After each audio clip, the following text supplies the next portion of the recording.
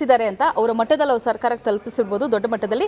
ಆದರೆ ಸಣ್ಣ ಮಟ್ಟದಲ್ಲಿ ಅಥವಾ ನನ್ನ ಕಡೆಯಿಂದ ಇದನ್ನ ನಿಮ್ಮ ರಿಪೋರ್ಟನ್ನು ಮತ್ತೊಮ್ಮೆ ನಾನು ಸರ್ಕಾರದ ಗಮನಕ್ಕೆ ತರಬಹುದು ಅನ್ನೋದಾದ್ರೆ ಖಂಡಿತವಾಗ್ಲೂ ತರ್ತೀನಿ ಸರ್. ಕಾರವಾರದಿಂದ ಚಿದಾನಂದ ಅಂತ ಒಬ್ಬ ಕಾಲರ್ ರೆಡಿ ಇದ್ದಾರೆ, ಅವರ ಮಾತಾಡಿಸಿ ವಾಪಸ್ ಬರ್ತೀನಿ. ಚಿದಾನಂದ ಅವ್ರ ನಮಸ್ಕಾರ. ಸರ್ ನಮಸ್ಕಾರ ಸರ್.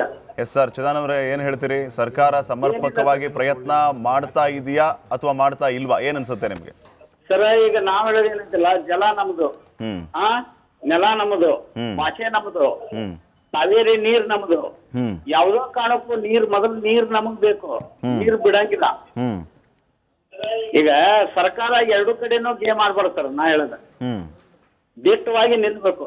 ಕಾಂಗ್ರೆಸ್ ಆಗಲಿ, ಬಿಜೆಪಿ ಆಗಲಿ, ಜೆಡಿಎಸ್ ಆಗಲಿ. ನೀರಿಗಾಗಿ ಈಗ ನೀರ್ ಇಲ್ಲ ಅಂದ್ರೆ ಯಾರು ಬದುಕಕ್ ಸಾಧ್ಯ ಇಲ್ಲ, ಪ್ರಾಣಿ ಪಕ್ಷಿಗಳಿಂದ ಎಲ್ಲ. ಅದಕ್ಕೆ ನೀರು ಯಾವ ಕಾರಣಕ್ಕೂ ಬಿಡಂಗಿಲ್ಲ ಸರ್. ಹೋರಾಟಕ್ಕೆ ನಾವು ಸಿದ್ಧತೆ ಸರ್. ಓಕೆ, ಗೋಂಟಾಳ ನಾಗರಾಜ್ ಇದಕ್ಕೆ ಹೋರಾಟಕ್ಕೆ ನಾವು ಸಿದ್ಧತೆ sir. Fine sir, thank you. ಕರೆ ಮಾಡಿ ನಿಮ್ಮ ಅಭಿಪ್ರಾಯವನ್ನು ತಿಳಿಸಿದ್ದಕ್ಕೆ ಚಿದಾನಂದ ಅವರೇ. ಸ್ವಾತಿ ಅವರೇ, ಬೇಸ್ಲೆಸ್ ಆರ್ಗ್ಯುಮೆಂಟ್ ಅನ್ನುವಂಥ ವಿಚಾರವನ್ನು ನೀವು ಹೇಳ್ತಾ ಇದ್ರಿ. ಇದು ಹೆಂಗೆ ಬೇಸ್ಲೆಸ್ ಆಯಿತು ಅಂತ ನನಗಂತೂ ಗೊತ್ತಿಲ್ಲ, ನೀವು ಹೇಳಬೇಕು. ಅಂಕಿಅಂಶಗಳ ಸಮೇತ ಒಂದಿಷ್ಟು ವಿಚಾರಗಳನ್ನು ನಾನು ಹೇಳ್ತೀನಿ. KRS ಡ್ಯಾಮ್ನಲ್ಲಿ ಇವತ್ತಿನ ಸಂಗ್ರಹ 17 TMC ನೀರಿದೆ. ಇದರಲ್ಲಿ ಡೆಡ್ ಸ್ಟೋರೇಜ್ ಎಲ್ಲ ತೆಗೆದು ನಮಗೆ ಬಳಕೆಗೆ ಸಿಗೋದು 8 TMC ನೀರು. ಬೆಂಗಳೂರು ಒಂದಕ್ಕೆ ಪರ್ ಮಂತ್ 3 TMC ನೀರು ಬೇಕು.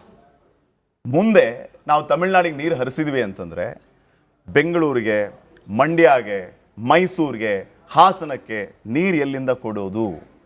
ಈ ವಾಸ್ತವ ಪರಿಸ್ಥಿತಿಯನ್ನು ಅಧಿಕಾರಿಗಳು ಅರ್ಥ ಮಾಡಿಸೋದಕ್ಕೆ ವಿಫಲರಾದ್ರ ಅನ್ನುವಂಥ ಪ್ರಶ್ನೆ.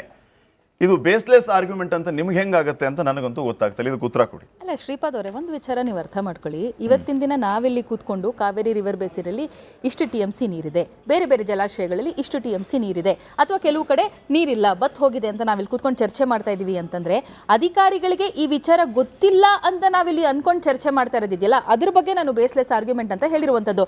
ನಾವು CWRC ಮುಂದೆ ಹೋಗಿ ನಾವು ಆಲ್ರೆಡಿ ಒಂದು ಕಂಟೆನ್ಷನ್ ಅನ್ನ ನಾವಲ್ಲಿ ಪ್ರೊಡ್ಯೂಸ್ ಮಾಡಿದೀವಿ ಅಂತ ಅಂದ್ರೇನೆ ಇಟ್ ಈಸ್ ವೆರಿ ಕ್ಲಿಯರ್, ನಾವು ನೀರ್ ಬಿಡೋದಕ್ಕೆ ತಯಾರಾಗಿಲ್ಲ. ಹಾಗಾಗಿಯೇ ನಾವು ಅದನ್ನ ಚಾಲೆಂಜ್ ಮಾಡ್ತಾ ಇರುವಂತದ್ದು. 3,500 ಕ್ಯೂಸೆಕ್ ನೀರನ್ನ 15 ದಿನ ಹರಿಸಿ 4 TMC ನೀರು ಕೊಡಿ ಅಂತ ಹೇಳಿದ್ರಲ್ಲ, ಯಾವ ಬೇಸ್ ಮೇಲೆ ಹೇಳಿದ್ರು ಅವರು?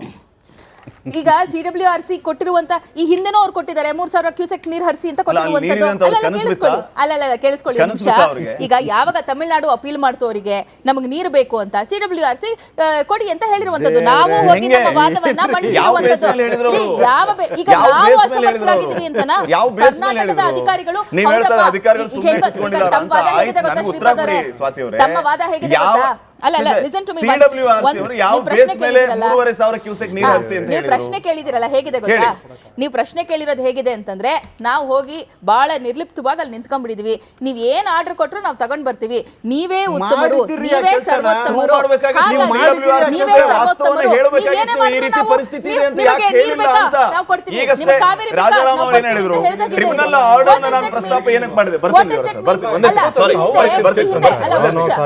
ಈ ಹಿಂದೆ 17 ವರ್ಷಗಳ ಕಾಲ ಕೇಳಿಸ್ಕೊಳ್ಳಿ ಶ್ರೀಪಾದ್ ಅವರೇ, 1990ರಲ್ಲಿ ಟ್ರಿಬ್ಯುನಲ್ ರಚನೆ ಆದ ನಂತರದಲ್ಲಿ ಎಷ್ಟೋ ಬಾರಿ ನಮಗೆ ವ್ಯತಿರಿಕ್ತವಾದಂತಹ ಆರ್ಡರ್ಗಳು ಬಂದಿದ್ದಾರೆ. ಹಂಗಂತ ಹೇಳಿ ನಮ್ಮ ಲಾಯರ್ಗಳು ಅಸಮರ್ಥರಿದ್ರು ಅಂತ ಅವತ್ತಿನ ದಿನ, ನಮ್ಮ ಪೊಲಿಟಿಕಲ್ ಸಿಸ್ಟಮ್ ಅಸಮರ್ಥರಿದ್ರು ಅಂತ ಅವತ್ತಿನ ದಿನ.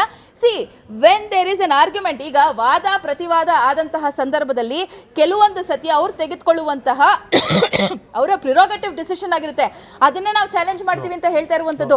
ಅವ್ರು ಹೇಳಿದ ತಕ್ಷಣ ನಾವು ನೀರು ಹರಿಸ್ತೀವಿ ಅಂತ ಇಲ್ವಲ್ಲ, ನಾವು ಬಹಳ ಕ್ಲಿಯರ್ ಆಗಿದೀವಲ್ಲ, ಇಟ್ ಇಸ್ ಇಂಪ್ರಾಕ್ಟಿಕಲ್ ಅಂತ ನಾವು ಹೇಳಿದಿವಲ್ಲ ಆಲ್ರೆಡಿ. ನಾವು ನೀರು ಹರಿಸಲ್ಲ ಅಂತಾನೆ ಹೇಳ್ತಾ ಇದೀವಲ್ಲ, ಹರಿಸಬೇಕಿತ್ತು ನಾವು.